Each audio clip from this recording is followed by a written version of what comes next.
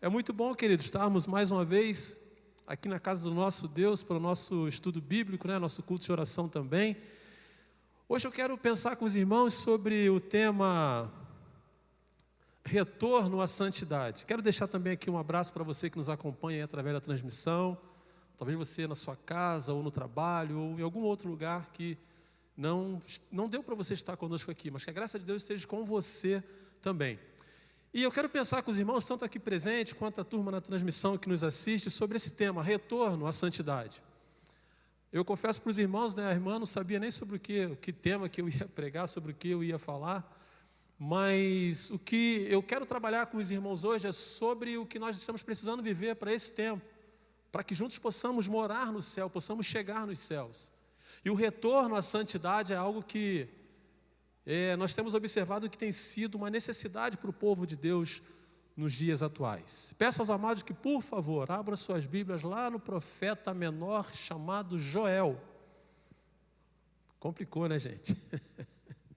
Vamos fazer o exercício aí, enquanto isso eu abro aqui a minha garrafinha.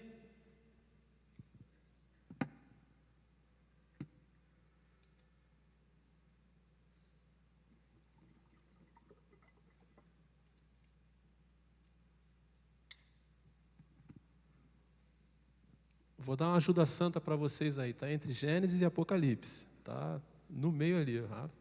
Dá uma folheada na sua Bíblia aí que você chega lá. Joel, um dos profetas menores, capítulo 2, versículo de 12 a 17. E depois eu vou pedir que você deixe a sua Bíblia aberta, porque nós vamos precisar voltar em alguns versículos aqui no capítulo 1. Amém? Todos acharam? Amém ou misericórdia? Amém, né? Quem não amém, olha para a tela que já está ali. Mas diz assim o texto: a misericórdia do Senhor. Ainda assim, agora mesmo, diz o Senhor, convertei-vos a mim de todo o vosso coração, e isso com jejuns, com choro e com pranto. Rasgai o vosso coração e não as vossas vestes, e convertei-vos ao Senhor vosso Deus, porque Ele é misericordioso e compassivo, e tardio em irar-se, e grande em benignidade, e se arrepende do mal.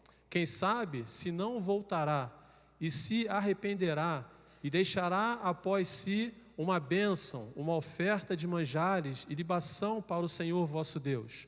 Tocai a trombeta em Sião, promulgai um santo jejum, proclamai uma assembleia solene, congregai o povo, santificai a congregação, ajuntai os anciãos, reuni os filhinhos e os que mamam, saiam o noivo da sua recâmara e a noiva do seu aposento. Chorem os sacerdotes, ministros do Senhor, entre o pórtico e o altar, e orem. Poupa o teu povo, ó Senhor, e não entregues a tua herança ao opróbrio, para que as nações façam escárnio dele. Porque hão de dizer entre os povos: onde está o seu Deus? Amém, queridos? Não é novidade para ninguém, qualquer pessoa, sendo ela evangélica ou não, ela há de convir comigo que nós vivemos dias difíceis, tempos difíceis, em todos os aspectos. E aí, quando nós voltamos o nosso pensamento, né, para as questões relacionadas à igreja, ao tempo que estamos vivendo, um tempo crítico também para o povo de Deus, um tempo de amargura, de tristeza. Os últimos anos, as últimas gerações que têm se levantado, nós temos que lidar com situações que outrora não eram tão comuns a nós assim. Vivemos dias em que o inimigo ele tem, de certa forma, assolado a humanidade. Não de forma abrupta, não de forma agressiva, mas de contrapartida também de forma impiedosa, e de forma sorrateira, de forma que a gente às vezes não presta muito atenção, mas ele tem minado os fundamentos da família, os fundamentos da própria igreja, e não diferentes fundamentos também da sociedade. E não há dúvidas também de nós prestarmos atenção de que há um grande movimento contrário à igreja da atualidade, nós enquanto igreja. Em muitos lugares, quantos cristãos não estão sendo mortos, perseguidos, açoitados por conta do Evangelho, presos também pela propagação do Evangelho. Semana passada oramos pelos nossos missionários. E sempre que temos missionários aqui em nossa igreja, o testemunho que eles dão em muito, eles precisam ficar até mesmo escondidos nos países onde eles estão, nos lugares onde estão, porque não podem ser revelados para não serem perseguidos. Mas ao mesmo tempo em que isso soa de uma forma não muito agradável ao nosso coração, quando nós voltamos na história do cristianismo, nós vamos ver que o sangue dos mártires, das pessoas que morreram em favor do Evangelho, é o que nos abastece, é o que nos alimenta, é o que nós entendemos como a sementeira do Evangelho, com sangue, suor e lágrima, em prol do Evangelho. Quando eu digo que a perseguição nos dias atuais, ela não é abrupta, ela não é frontal, ela não é tão agressiva assim, ela é sorrateira, porque dois pensamentos que têm sido implantados na sociedade num todo, na igreja, não é diferente. É a ideologia, que nós estamos nos deparando com isso praticamente todos os dias, e ontem não foi diferente, né? Ontem foi o dia do orgulho do homossexual. E aí LGBTQ+, a gente já não consegue nem mesmo entender, nem eles conseguem se entender, mas lutam por essa ideologia que tem se levantado contra a igreja, contra aquilo que Deus criou. E eu prestando atenção em um depoimento de um jovem, né, no caso, dizendo que quando for a conversar com seus pais a respeito da sua transição, né, a palavra que eles colocam, ele disse o seguinte, que ele era uma menina no corpo de um menino. E eu fico imaginando, irmãos, o coração de Deus quando Ele ouve essas citações.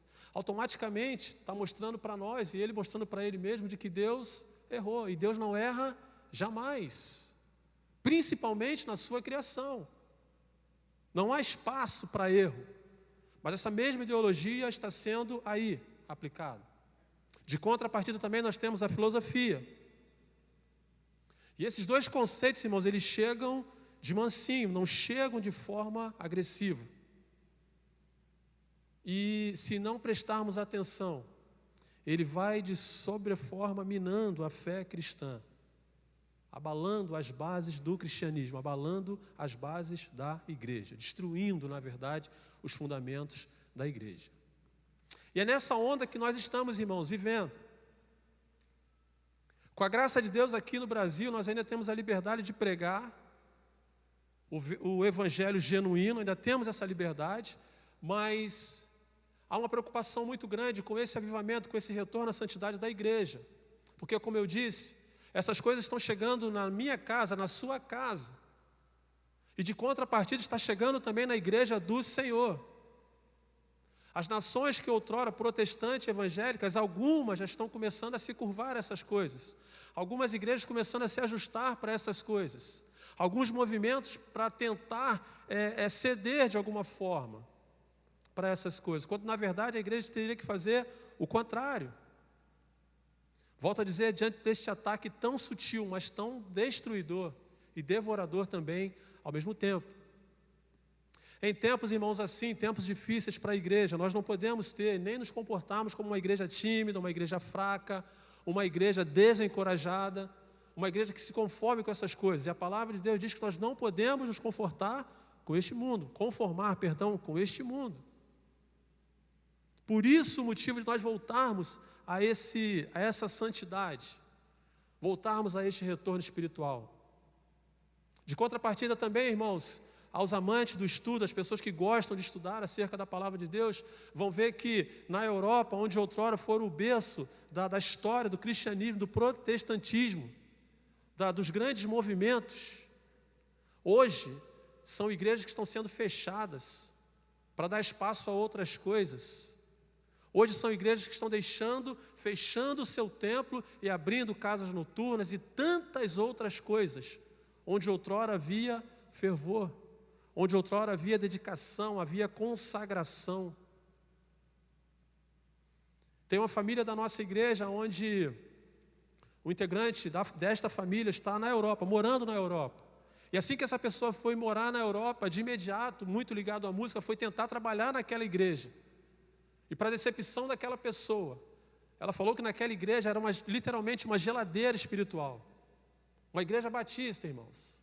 É lógico que uma cultura diferente da nossa, mas uma igreja totalmente gelada, fria, onde as pessoas praticamente iam à igreja, parecia mais que iam por conta da obrigação, da religiosidade, do que da adoração em si. Um tanto quanto decepcionada, essa pessoa acabou não se ajustando àquela igreja. Mas como não tinha nenhuma outra opção, continua congregando ali, mas com o seu coração triste, com o seu coração entristecido. E é por essas coisas, irmãos, que nós precisamos voltar, retornar à nossa santidade, não perdermos a nossa santidade, não mergulhar no sincretismo religioso, não deixar que as coisas de outrora ou de outros conceitos religiosos ou de outras igrejas cheguem também aos nossos corações. Por isso precisamos, irmãos, de um avivamento. Por isso precisamos de um retorno, de um renovo espiritual. E o bom também da história do cristianismo, irmãos, é que a história do cristianismo em si mostra para nós, né, que os grandes avivamentos da história também aconteceram justamente em meio às crises. Justamente ali que Deus usou as pessoas. E mostra para nós que a crise, na verdade, não é um impedimento para a ação de Deus, desde que os nossos corações estejam dispostos a pagar o preço, estejam dispostos a renunciar, estejam dispostos a viver diferente, a pensar diferente.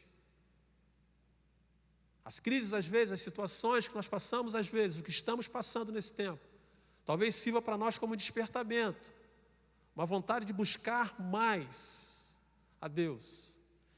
É porque justamente no momento em que nós estamos vivendo, que nós entendemos que precisamos única e exclusivamente da ação de Deus.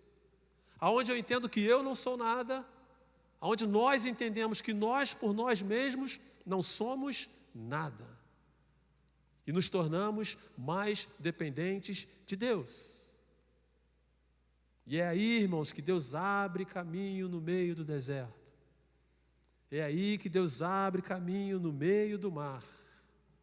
É aí também que Deus abre caminho no meio da tempestade, para que a gente possa voltar e não perder a nossa santidade. O texto que nós lemos, venha comigo para a Bíblia, por favor, deixe aberto aí. Vamos entender um pouquinho o que o profeta Joel quis trazer para nós. Na verdade, ele está fazendo um convite ao povo de Judá, ao povo de Israel, um convite para um avivamento genuíno e verdadeiro. Ele convida o povo para uma volta profunda para Deus. Ele convida o povo para o retorno à santidade. E o profeta Joel, ele traz alguns pontos aqui que eu queria pensar com vocês. A mensagem não é boa, o tempo não é bom, são dias difíceis. Mas ainda assim, ele profetiza sobre o povo de Judá, para que o povo de Judá volte-se para Deus. O segredo da santificação do ser humano está em voltar para Deus. E no capítulo 1, versículo 4, você pode ler comigo, por favor? Vai dizer assim: o que deixou o gafanhoto cortador, comeu o gafanhoto migrador. O que deixou o migrador, comeu o gafanhoto devorador. O que o devorador comeu o gafanhoto destruidor. O texto aqui vai tratar 3 situações mais delicadas: pragas de gafanhotos, seca e juízo de Deus. E nesse versículo aqui que nós lemos, os gafanhotos começam a agir. Pouco tempo atrás, se eu não me engano, no ano passado, aqui pertinho de nós, acho que na Argentina, teve um momento em que os gafanhotos estavam tomando conta. Não sei quantos viram essa reportagem aqui, né? Os agricultores preocupadíssimos com aquilo dali. E os gafanhotos, onde eles batem, onde eles se instauram, eles praticamente destroem toda a plantação. Toda a plantação. Deixa a terra seca, deixa a terra praticamente sem nada. Literalmente deixa a terra como se fosse um deserto. E aqui o texto mostra para nós que não foi só um grupo de gafanhotos, foram 4 grupos de gafanhotos. o gafanhoto cortador, o gafanhoto migrador, o gafanhoto devorador e o gafanhoto destruidor. Esses 4 grupos de gafanhotos, irmãos, fizeram uma verdadeira devastação em Judá. Diga-se de passagem que naquele tempo, tanto a economia quanto o sustento daquele povo, ele era baseado literalmente, na agricultura e na pecuária, não tinha outra coisa. Não existia indústria naquele tempo. Não havia comida industrializada. Eles dependiam do campo. O texto não revela que tipo de destruição, ou que material, ou se era que tipo de grão ou cereal que os gafanhotos devoraram. Só diz que eles fizeram uma verdadeira arruaça. E chega então para aquele povo a fome. E segundo ponto, se não bastasse isso ainda, há um cenário de seca severa. Capítulo 1, versículo 10 vai dizer assim: o campo está assolado e a terra de luto, porque o cereal está destruído. A vide secou, as olivas se murcham. Nesse segundo cenário aqui, irmãos, a seca toma conta, a chuva não cai, o solo não produz, não tem alimento, não há o que comer. Os armazéns já estão vazios, os celeiros também já estão vazios. Não há mais o que guardar. A mesa do povo de Israel está vazia. Não há o que comer. Mas o texto vai mais adiante. No capítulo 1, versículo 12, vai dizer assim: a vide se secou, a figueira se murchou, a romeira também, e a palmeira e a macieira, todas as árvores do campo se secaram, e já não há alegria entre os filhos dos homens. Como eu disse aqui, irmãos, não só a base da economia, que era a agricultura, mas agora a falta de alimento já começa a fazer parte também da vida das pessoas. Não há comida na mesa, não há dinheiro circulando. A base da sustentação do povo está literalmente lançada em terra. Uma crise de sobrevivência está literalmente instaurada sobre o povo de Israel. E quando eu paro e penso um pouquinho acerca do que estamos vivendo nesse tempo, irmãos, eu vejo que isso tem muito a ver com o que nós estamos vivendo. E quando eu falo em pão, não literalmente o pão que nós estamos perecendo, mas do pão espiritual que nós estamos perecendo, irmãos. Estamos deixando de buscar, e daqui a pouco vamos falar sobre isso também. Quantas mesas estão vazias da graça de Deus? Quantos corações estão vazios da graça de Deus? Quantos corações estão secos da graça de Deus? Tudo isso nesse tempo. Mas Joel continua na sua colocação. No capítulo 1, versículo 17, vai dizer assim: a semente mirrou debaixo dos seus torrões, ou seja, debaixo do chão. Os celeiros foram assolados, os armazéns derribados, porque se perdeu o cereal. Em outras palavras, irmãos, mesmo em meio àquela seca, mesmo em meio àquele cenário, ainda assim, as pessoas apostaram nos seus próprios conhecimentos, eram pessoas da terra. Pegaram um pouquinho da semente que tinha e apostaram ainda em plantá-las, para ver se saía alguma coisa.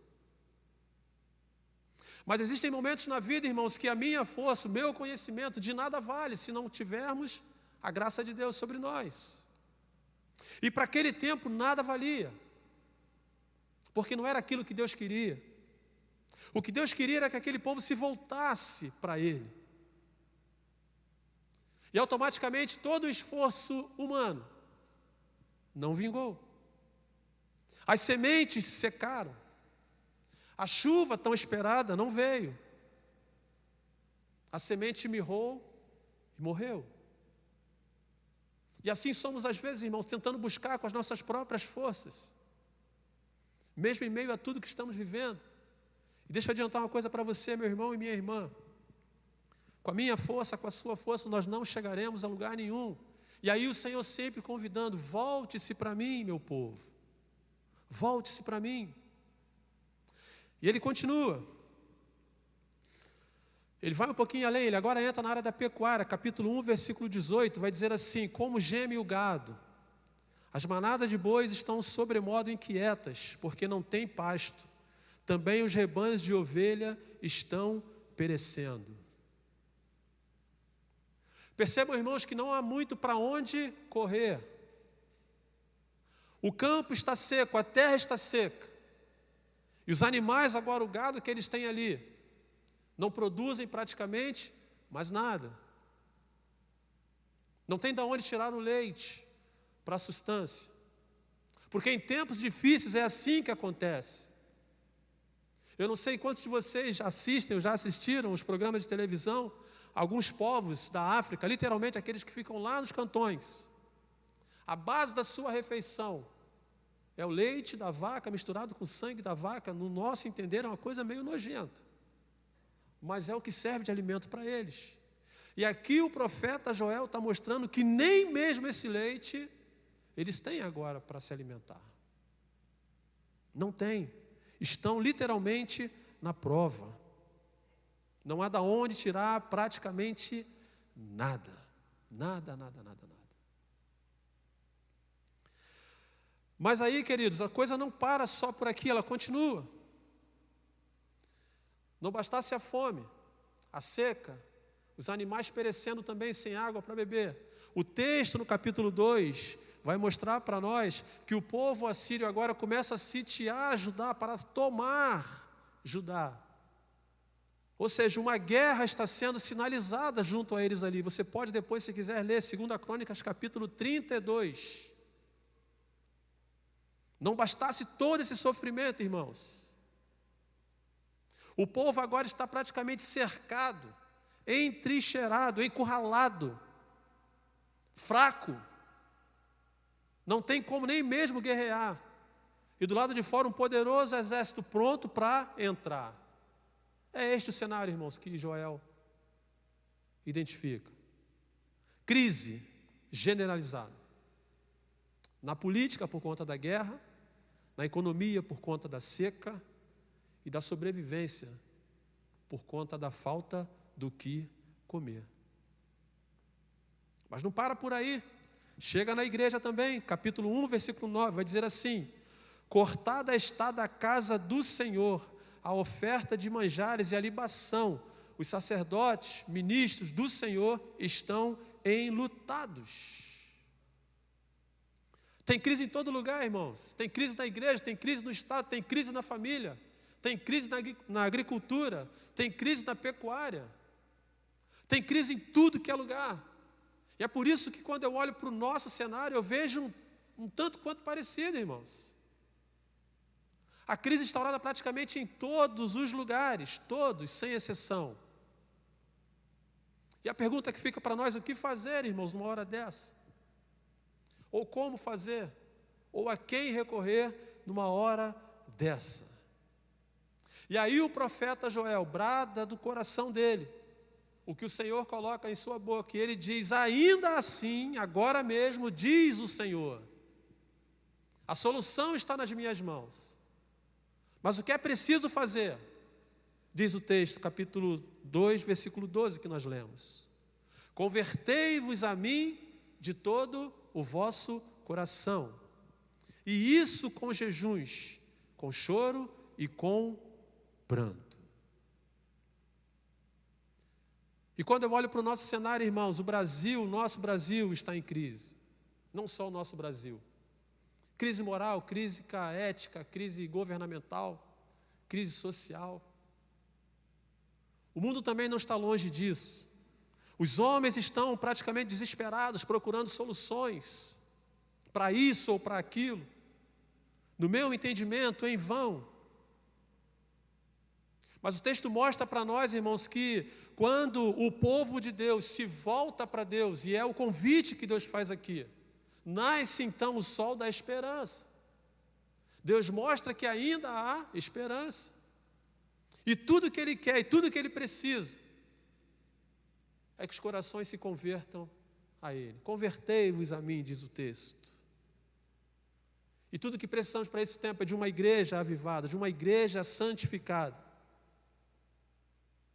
É o que nós precisamos para esse tempo, para essas crises que nós estamos vivendo. E com base nesse versículo que lemos aqui, eu quero tirar algumas aplicações para o nosso entendimento, para completar o nosso entendimento acerca desse estudo aqui. Primeiro ponto que eu quero pensar com vocês, a ideia e a proposta e o convite do profeta Joel aqui é o seguinte: volte-se para Deus. Volte-se para Deus. Ele está convocando e convidando o povo de Judá, volte-se para Deus. E o primeiro ponto, volte-se para Deus para uma relação pessoal com Deus. Versículo 12, a parte B, vai dizer o que nós já lemos aqui: convertei-vos a mim. Convertei-vos a mim. E a ideia de convertei-vos a mim aqui não se trata de uma conversão para estar numa instituição. Não se trata da conversão para estar inserido num corpo de Cristo, para estar em uma comunidade cristã. Seja aqui conosco na Central de Campo Grande ou em qualquer uma outra comunidade cristã que professe o nome de Jesus. A ideia aqui não é essa, a ideia não é estar em uma igreja. A ideia aqui é uma relação pessoal com Deus. De você se voltar para Deus. De você ter intimidade com Deus. De você ter proximidade com Deus. Como eu falei, de você saber quem é Deus na sua vida. De você saber quem é Deus na sua história. De você saber até onde você pode caminhar e até onde o seu Deus é o Senhor da sua vida e dirige a sua vida. Dirige os seus passos. E esse tipo de experiência, ele é pessoal, queridos. Dois tipos de conceitos que são pessoais, são as experiências de fé e o relacionamento com Deus. Isso vai de cada um com Deus. E quando Joel conclama ao povo, embora ele tenha proferido para a multidão, mas a ideia era de que cada um absorvesse para si e entendesse o Senhor lhe chamando de forma pessoal: convertei-vos a mim. Convertei-vos a mim. É o que nós estamos precisando, irmãos, de forma pessoal, voltar o nosso coração, o meu coração, o nosso coração para Deus. E por que primeiro eu? Porque a igreja, ela começa em mim. Se eu penso assim, se o meu irmão pensa assim, se o outro irmão pensa assim, teremos uma igreja despertada.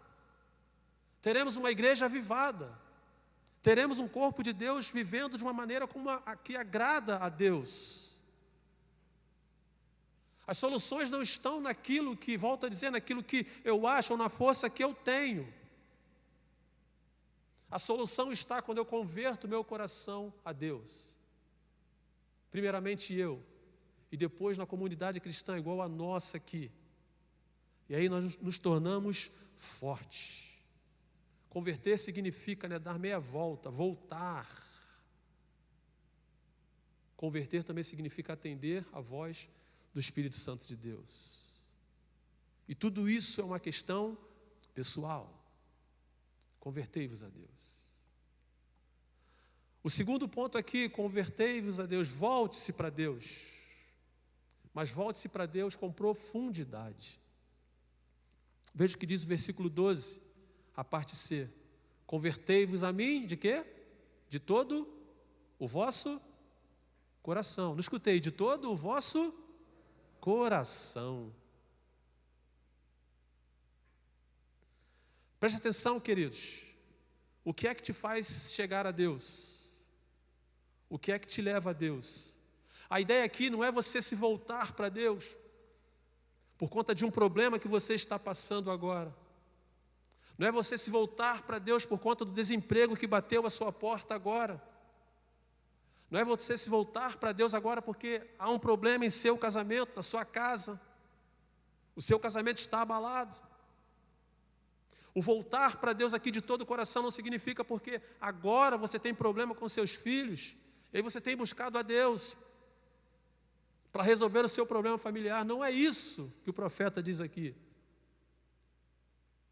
Isso é bom, é necessário, porque você busque realmente onde você encontre solução para o seu problema, que é Deus. Mas essa ideia de voltar aqui de todo o coração vai muito além disso. Muito além disso.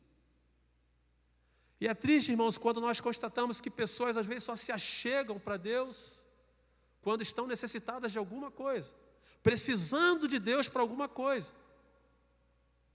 Recebe aquela bênção, se volta para trás e continua longe de Deus do mesmo jeito. E é por isso que não pode ser o desemprego, não pode ser o problema, a enfermidade que te faça chegar a Deus. É necessário, sim, amém. Mas não pode ser tudo. Você precisa voltar para Deus com profundidade, irmãos. É isso que o profeta Joel está dizendo para nós.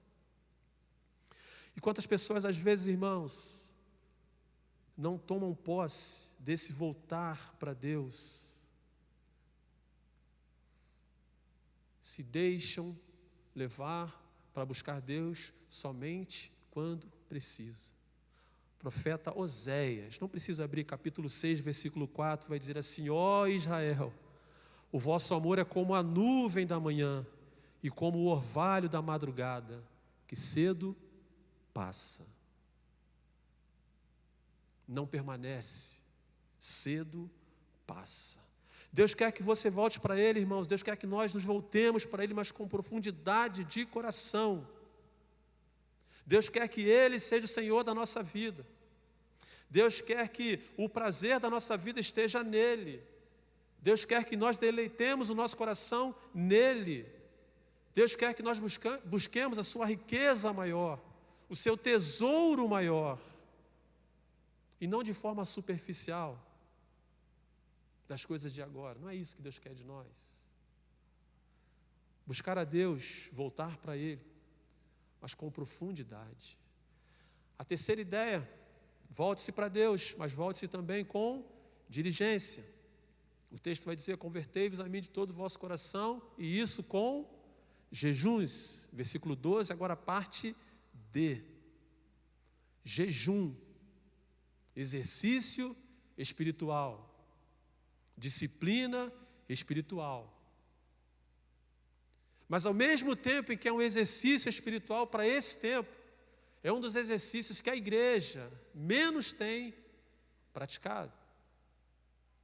Você lembra qual foi a última vez que você jejuou? Qual foi a última vez que você se dedicou a estar em oração pelo Senhor? Não precisa responder, é uma introspecção, você responda para você mesmo.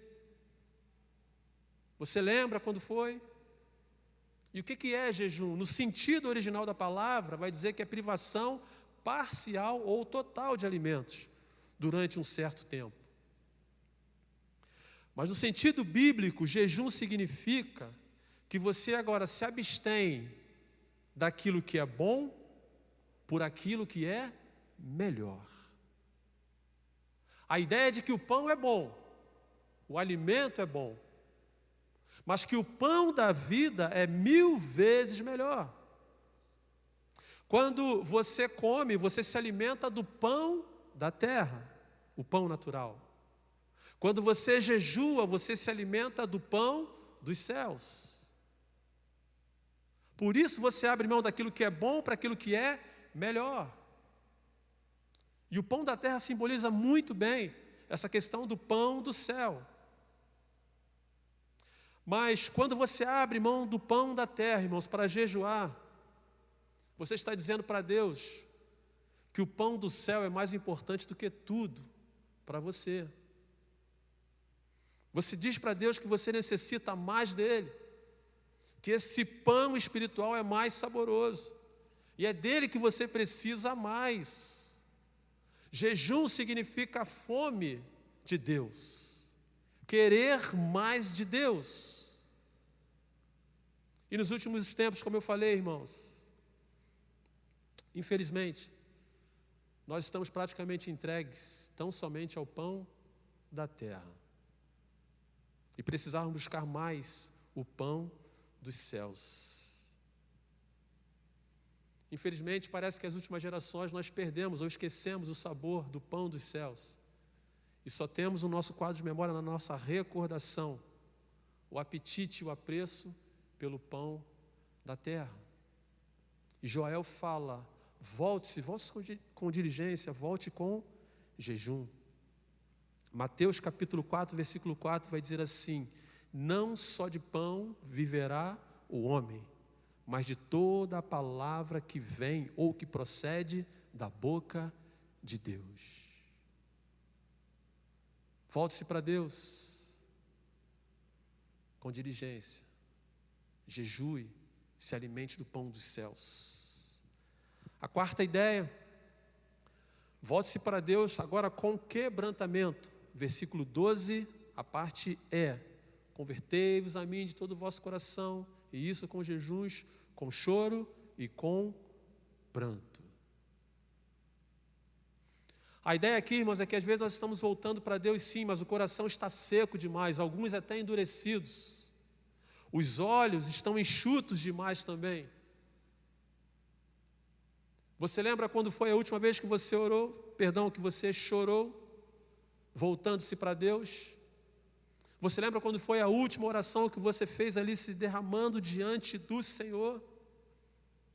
Qual foi a última vez que assim, quando, um pouco parecido com Neemias, quando viu o estado dramático do seu povo, da sua igreja, chorou diante do Senhor?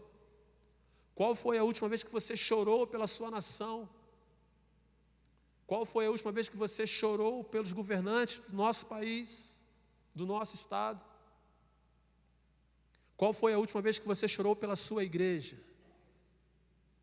Qual foi a última vez que você chorou pelo seu irmão? Qual foi a última vez? Irmãos, às vezes nós não atentamos para isso, mas as nossas lágrimas comovem o Senhor. E como estamos precisando, irmãos, não só chorar com os nossos olhos carnais, mas com os nossos olhos espirituais, com os nossos corações também. O próprio Jesus, quando chega em Jerusalém, que olha para ela, ele se lamenta, e diz: Jerusalém, Jerusalém, quantas vezes quis eu agasalhar-te debaixo das minhas asas, e tu não quisestes. Jesus se sente, de certa forma, tomado pelas lágrimas por conta de Jerusalém. A ideia aqui é de apreço, de amor, de carinho, cuidado. E quanto isso tem se perdido nos nossos dias, irmãos? Quando foi que você chorou pelos seus pecados também, assim como Pedro? Quando foi que você se derramou diante do Senhor? E o convite aqui que Joel faz é que nós voltemos para o Senhor, para vivermos essa santidade, esse avivamento com choro e com pranto. Eu sei que o chorar é um pouco complicado, as pessoas não são muito de chorar, mas a ideia, volto a dizer, não é só de você chorar de lágrimas, não. Mas é o seu coração. É o seu coração sentir, é o seu coração se apegar. A quinta ideia, irmãos, volte-se para Deus, mas agora com sinceridade. Vão comigo lá no versículo 13 agora, parte A.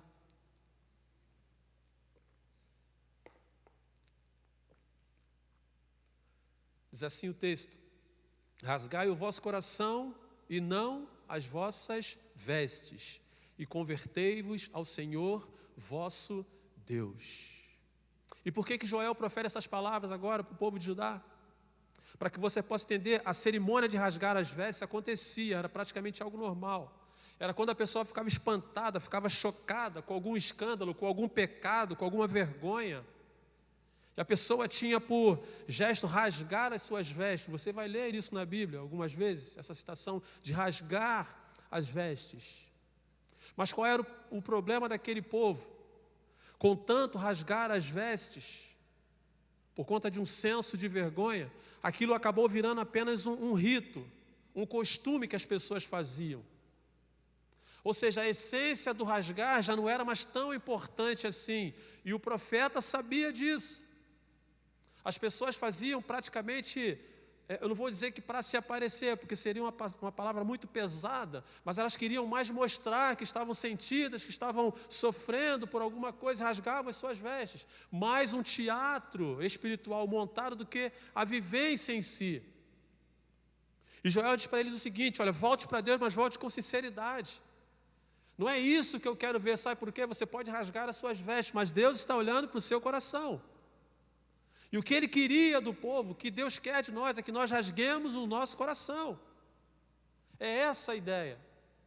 As vestimentas as pessoas veem, mas o coração somente Deus pode ver. E o povo de Judá, literalmente, fazia-se ali um grande cenário, um palco, uma performance para tudo aquilo.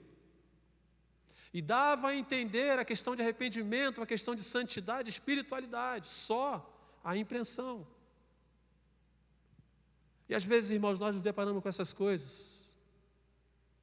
Às vezes, quando a pessoa vai orar, ou quando a pessoa vai cantar, ou quando a pessoa vai ministrar, às vezes nós olhamos e falamos, nossa, quanta santidade. Mas só Deus sabe o que vai no coração, não é julgamento nosso, mas só Deus sabe o que vai no coração daquela pessoa. E aqui Joel fala o seguinte, rasgue o coração, volte com sinceridade. Volte com sinceridade.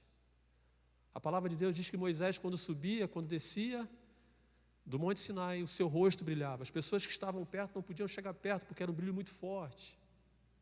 Moisés, então, usava um véu para que as pessoas pudessem se aproximar dele. Mas o apóstolo Paulo, lá na frente, vai dizer que houve um tempo em que o brilho já não estava mais no rosto de Moisés.